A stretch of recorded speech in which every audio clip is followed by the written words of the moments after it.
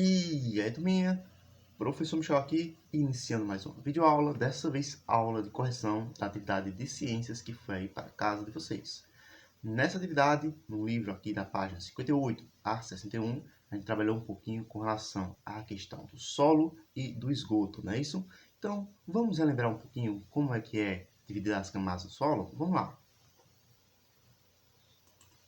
Bom, aqui nós temos as camadas que a gente pode dividir aí o solo, tá certo? Solo que a gente se refere à terra, ok? Nós vamos ter aí a primeira camada, que é geralmente aquela camada que está ali com matéria em decomposição, tá certo? Que a gente vai chamar essa camada aqui de humus, que é geralmente ali uma camada mais rica em nutrientes. É uma camada ali onde justamente o início, vamos dizer assim, das plantas elas vão começar a crescer, certo? Essa camada é a primeira camada que nós vamos ter. Toda vez que alguma planta, algum animal, ou até mesmo algum outro elemento orgânico é decomposto na superfície, tá certo? Ele vai colocando-se ali camada sobre camada, justamente compreendendo aí essa parte que a gente vai chamar de humus, certo? Que é essa parte inicial. Logo após ela, nós vamos ter justamente a camada chamada de argila, certo? Então, essa camada mais argilosa, que serve ali como uma espécie de filtro, mais simples, da água. Ela vai fazendo com que a água, ela passe mais lentamente, tá certo? Justamente ali para os lençóis freáticos, tá bom? Essa camada aqui, ela funciona ali como uma espécie de filtro, retendo a água e fazendo com que a água da chuva, principalmente, ela desça mais devagar. E por último, ali nós vamos ter o solo mais arenoso. Ele é um solo mais antigo, certo? É uma camada ali mais antiga, que é claro, ele tem uma porosidade muito maior do que o solo argiloso, tá certo? A água ali, por essa camada, ela consegue passar para os lençóis freáticos com muito mais facilidade, certo? Então vamos lá. Vamos ver aqui as questões do livro. Vocês aí em casa acompanhem pegando esse livro daqui, ó. Esse livro daqui, certo? Na página 58, eu vou fazer a leitura do texto e a gente vai vendo aqui as atividades e as correções para ser feitas, tá certo? Então lá, o solo e o esgoto. Até que profundidade você já cavou o solo? E o que encontrou? Quando escavamos o solo, é comum observarmos diferentes camadas. Geralmente, mais próximo à superfície, o solo tem cor mais escura e granulação fina. E costuma ser rico em humus, certo? Essa camada aí é justamente a camada mais rica em matéria orgânica, certo? Abaixo dessa camada pode haver outra, mais argilosa e avermelhada, semelhante ao barro.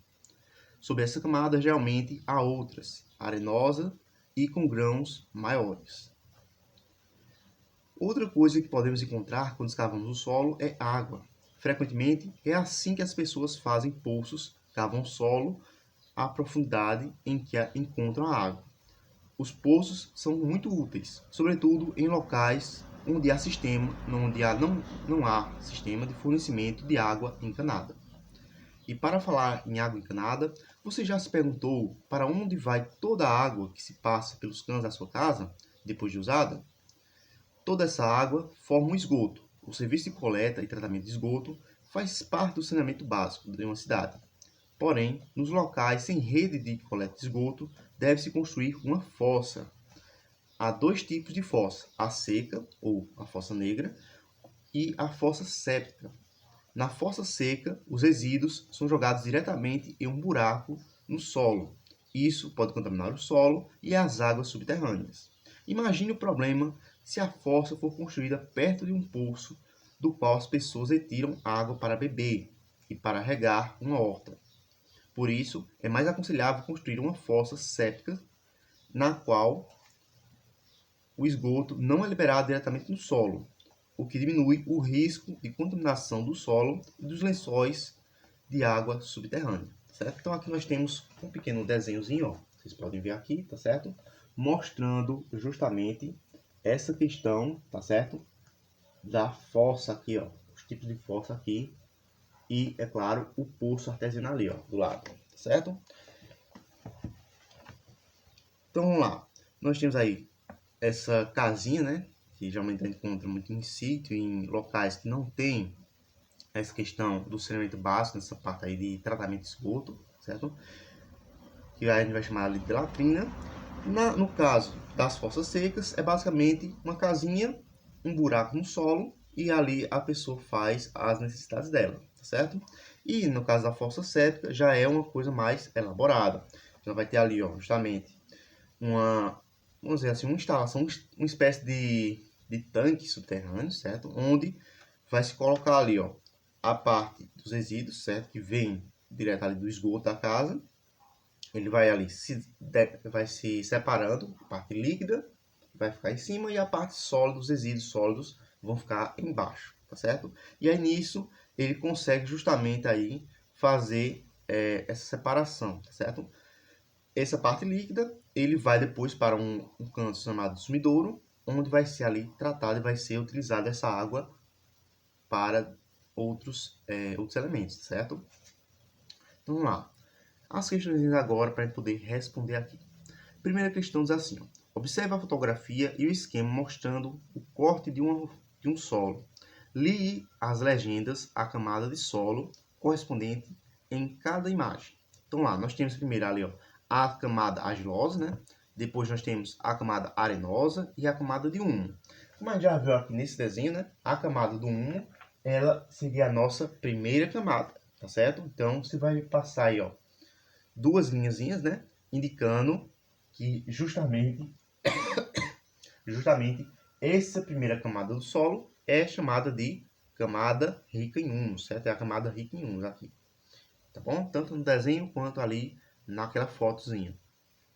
Depois disso, o que é que nós vamos ter? A segunda camada, que é a camada de argila, não é isso? Então você vai passar aí a setinha puxando justamente para essa camada aqui que fica bem no meio, que ela é um pouquinho mais avermelhada, um pouquinho mais clara, vamos dizer assim, do que a primeira camada, mas ainda é mais escura do que a camada final, certo?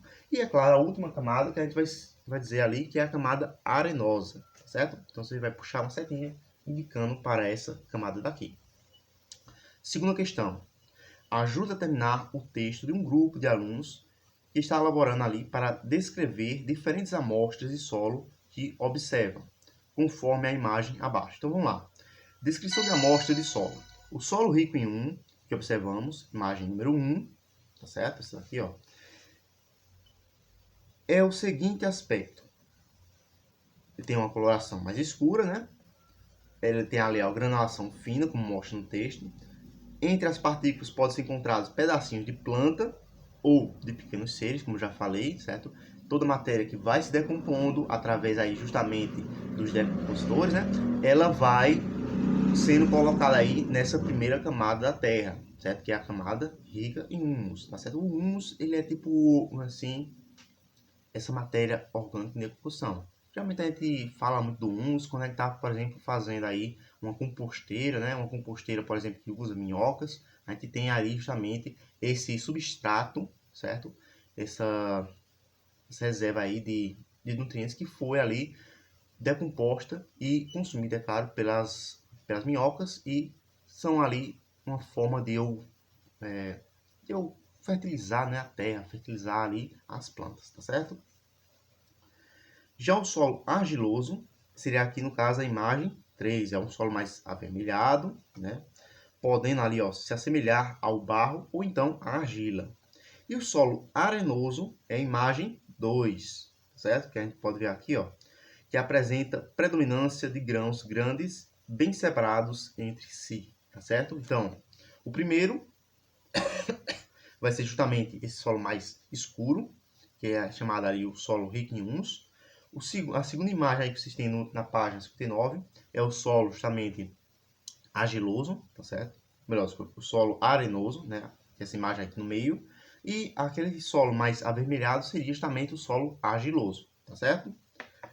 Ok, então vamos lá, passando para a próxima.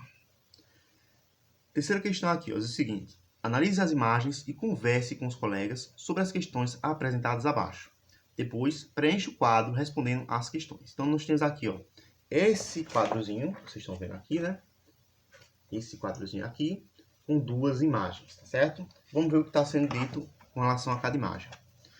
Onde está sendo lançado os resíduos? Na primeira imagem, naquela latrina, a gente pode dizer que ele está sendo lançado diretamente no solo, não é isso? E com isso contamina o solo. Já a segunda imagem está mostrando ali o esgoto sendo despejado diretamente no rio, né? Diretamente ali na água.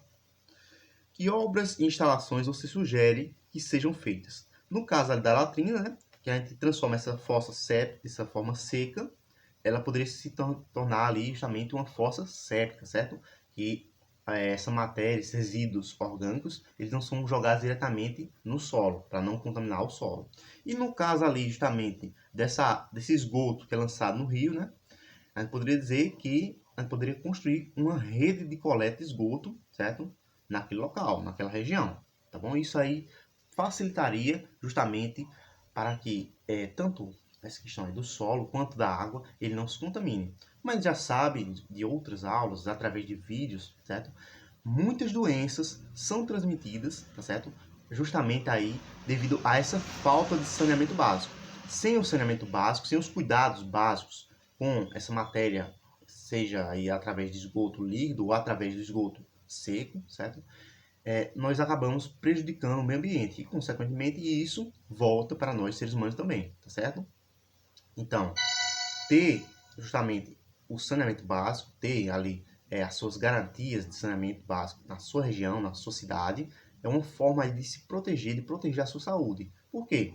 Locais aí que são contaminados, o solo contaminado, o rio contaminado, certo? São locais perfeitos para as bactérias e os protozoários eles desenvolverem, certo? As bactérias e os protozoários são micro-organismos que funcionam ali como uma espécie de, vamos dizer assim, de forma bem abstrata, né? Ele forma ali como se fosse uma espécie de vírus, vamos dizer assim, certo? Que vírus seria outro tipo de ser vivo, tá? Só para você deixar claro. Ele acaba contaminando, destruindo aquele organismo que está contaminado. Quando você está com uma bactéria, com um protozoário, certo? No seu organismo vai ter menos imunidade, ele vai estar mais fraco, certo? E com isso você vai aí adquirir várias doenças, tá certo? Então, se proteger quanto a isso, quanto a essa questão de saneamento básico, é uma garantia de que sua saúde ela continue bem, certo? Você continue forte, saudável e, é claro, consiga aí crescer, tá certo? Quarta questão diz assim agora. Ajuda a escrever o dicionário científico das crianças, explicando o que significa cada um dos verbetes abaixo. Então, vocês aí em casa devem ter pesquisado, né? Essas palavrinhas aqui, ó. Esgoto, fossa e saneamento básico. Vamos ver o que seria cada uma delas? Vamos lá. Esgoto seria toda a água que é usada em casa, seja no banho, na limpeza ou de louça, e na descarga de vasos sanitários. Então, toda essa água que a gente utiliza para qualquer um desses eventos, certo? Para qualquer uma dessas etapas dentro da nossa casa, a gente vai chamar de esgoto, beleza? A fossa ela é a cavidade no solo ou uma construção usada para descarte de resíduos e esgoto. Ela pode ser seca, como a gente já viu naquele texto, ou então ela pode ser séptica, certo? Que é uma fossa assim mais higiênica. Ela não joga, não descarta diretamente no solo.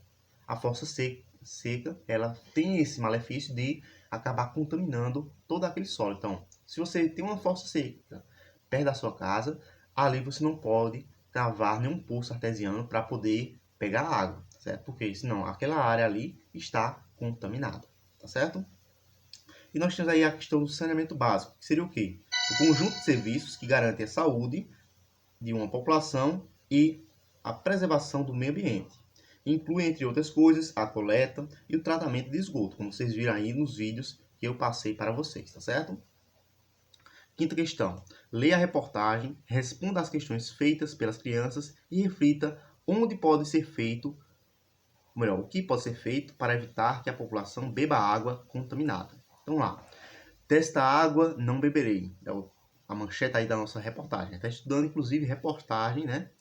Aí durante as aulas de português. Então é uma boa chance aí para você aprender um pouquinho mais sobre isso, tá certo? O primeiro título aí é a nossa manchete. Então vamos ver aqui o nosso subtítulo, certo? Ou o olho da manchete. Assim como os lagos dos parques curitibanos, fontes de água natural estão contaminadas. Ao contrário do que parece, a água cristalina e inodora que brota nas fontes naturais de alguns parques e praças de Curitiba não servem para o consumo humano. De acordo com a Secretaria Municipal de Saúde, a maior parte delas está contaminada por coliformes fecais. São bactérias ali que vêm do cocô, né, das fezes. Exatamente. Eu sei, é nojento, mas muita gente não lava a mão, certo? E acaba aí transmitindo, certo? Passando esse coliforme fecal, até mesmo pelo próprio ar, ele pode acontecer isso, certo?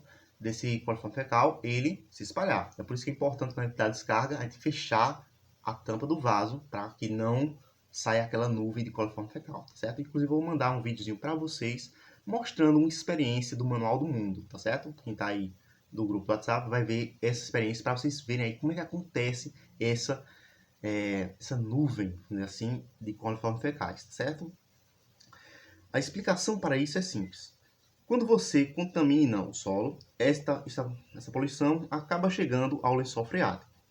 Por conta do risco para a saúde pública, a Secretaria costuma colocar placas de alerta para os frequentadores do parque. Entretanto, alguns vândalos arrancam essas placas e a população acaba consumindo aquela água sem saber que está contaminada.